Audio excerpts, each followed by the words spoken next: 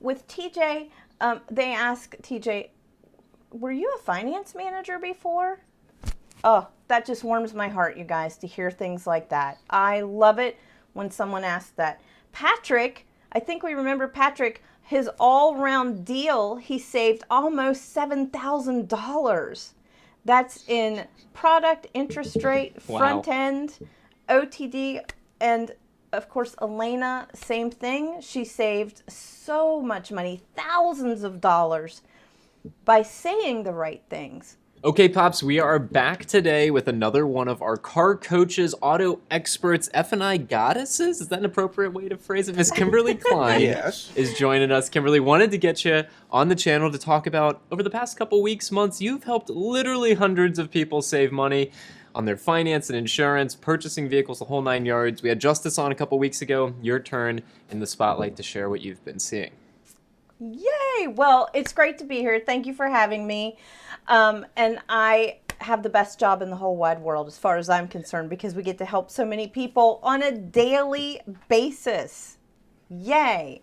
The first thing I could say is, this is just my opinion, but 6 months ago versus today, you guys, it's a little bit different on the finance end, which is the second part of the deal. I'm going to say that what I see different versus 6 months ago, maybe, 6 months ago, I was a little shocked at how the finance manager was really digging their heels in. They were not giving, they were not negotiating on the price of products. They jacked up the price of products as high as they possibly could, not budging. It seemed like all finance managers were marking up their buy rates 2 points, which typically is the max, and just not being forgiving even when someone was going in and trying to negotiate. Today, I'm seeing more and more people able to negotiate those things, which is a really good thing. Yeah. Have you encountered through your chats with our members on the community forum,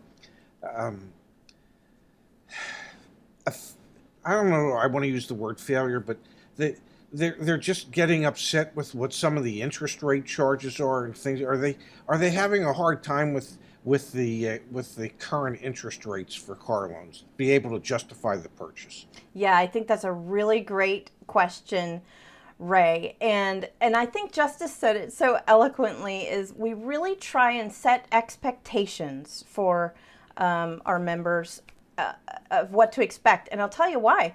How long have we gone now where 2% for 75 months was pretty darn good? And so people that are getting back into the market right now are a little flabbergasted. And sometimes I talk to people that are angry. Where can I get the best rate? Where is it? Where is that 2% for 75 months? Well, it's not there anymore. And yeah, we need to set the expectation of what realistic rates for their corresponding terms truly are right now in this market. So we're seeing APR sticker shock. Yes, exactly. Well said. APR sticker shock. I would say too, though, that again, on a daily basis, I get to talk to people and help people through the finance portion of the deal, that they're getting better rates now by letting them know, hey, my credit union has this rate. Can you beat it by a point? Now it seems like finance managers are actually trying to do that. And I have a theory. Theory about that, you guys. From my experience, my theory is that I think they're tired of getting hit with chargebacks. That's what I think. Can you explain what a chargeback is to everyone? Like, what is that? Yeah. Why would that upset a dealership? Yeah. A chargeback is when someone goes and refinances, for example, or just wins the lottery and pays their car off all in one chunk within a certain period of time, which is generally 90 days to maybe a little bit longer than that. Well, everything that the finance manager made in the reserve or the yield rate spread from buy rate to sell rate, what they actually sold the rate to you for, it gets sucked out. So it's in that pot of finance for the finance department and personally for that finance manager that gets a portion of that amount of money. So, Zach, if I made $4,000 in the finance office on your loan, and then within 30 days or 60 days you go and refinance, well, that just gets sucked out of the finance pot. And so my theory is that finance departments and managers are probably getting tired of getting hit with these chargebacks, wanting to make customers a bit more happy with their purchases, and are fighting to get better interest rates to compete with the credit unions right now so that they don't get hit with that chargeback. What do you think? That's what I think. No, I think that makes a lot of sense. I was going to ask you if we could dig into the minutia just a little bit. Yeah. Because you just explained what a chargeback is. And dealerships make money on the reserve. When if they buy the money for 3% and they sell it for 5%, there's an extra 2% of interest that's going to be paid. And can I comment one thing? I'm sorry to interrupt you. When we say 2%, that might sound small. That is a lot of money for a $40,000 loan. Oh, yes. Yeah, I just want to quantify that. But sorry. What the minutia I wanted to get into was, what's the typical split? Because we hear about the difference between buy rate and sell rate, but some banks will pay a dealership a higher percentage of that spread in the interest rate than other dealers would, or banks would. Like a 70-30 split would be typical. I do remember a certain bank that I used to love to work with. I love them so much because the split was so high. We got a much greater portion of that money. So I would put as many people through that bank at a good interest rate that I possibly could to make that amount of money. So yes, there is a split on that. I want to transition back to some wins, some things that you've seen. Let's not get too deep into the minutia. Let's talk about what you've seen, what you've experienced. Maybe a particular member story, Kimberly, that's made you especially happy or proud. And for those who aren't familiar, we do this on Fridays over on the Ray and Zach channel. But what are some of the wins you've seen and some of the ways you've been able to help people? There are so many, Zach. There are so many. I wrote a couple of them down. We've got Brian, who we saved him $1,800 on a vehicle service contract. That's just on the vehicle service contract. TJ, this is my favorite because I strive for our members to walk into a situation where they use the language. And I've come up with a little acronym, which is ASK, and that is ask the questions, meaning how much is that dent and ding plan? How much is that maintenance plan? Does it make sense? S for speak the language.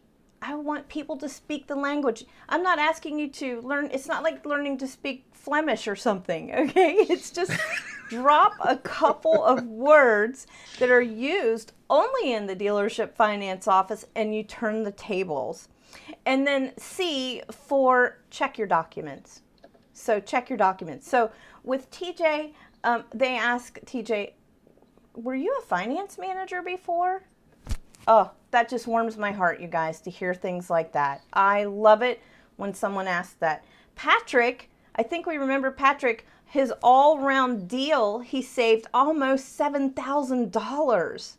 That's in product, interest rate, front end, OTD, and of course, Elena, same thing. She saved so much money, thousands of dollars, by saying the right things, by using the terms, got her interest rate from 7% down to 3.5%, and saved herself a boatload of money and interest. So those are just a few. This is on a daily basis. So Kimberly, it's been about a month since we've had our credit union partners online. What's your experience so far? I know we've had thousands of people start the process. Has that been helpful for folks? What have you heard? It has been so helpful, Zach, to be able to put that forward to people. You know, it's one thing to say to people, check your credit unions. This is how you find the best interest rate. But to actually be able to deliver this on a platter to you, here you go, people. Here you go. Here are some credit unions. Check these out. And we've had a lot of success stories through our credit union partners where people, again, have been able to save thousands of dollars by going through them. It all adds up to the millions that we have saved people in the 3 years we've been doing this nonsense. Yeah, and Kimberly, it's awesome to hear your stories because you're helping people with probably the most challenging part of the whole thing. They get through that front end and it's like, yes, I did it.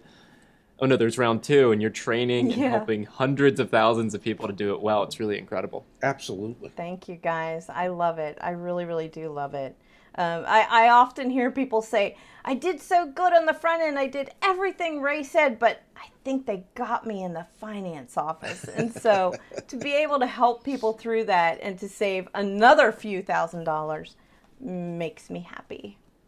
Hey, and we should probably mention, by the time you're watching this video, Deal School 3.0 is out, and Kimberly worked her butt off, her tail off to make sure that your bases are covered when it comes to going into the finance office at the dealership. So please go to joinyaa.com/dealschool. You'll have Deal School 3.0 right there. Deal School 2.0 is still up and out there as well. So please reference those as resources that can help you. An incredible job, and kudos to you, Kimberly, for your efforts there. Thank you. And do remember, we're always here. We're always here to help. So shoot questions our way, join the community. Now, Pops, I have a final question for you. Is it ask, or is the C silent? Is it just ask? You know, this will be one of the few times in life where I'm not getting involved. Kimberly, thanks so much for being here. Thanks for being a part of our team. We really appreciate you. Thank you for having me. Thanks, Kimberly. You guys. Bye.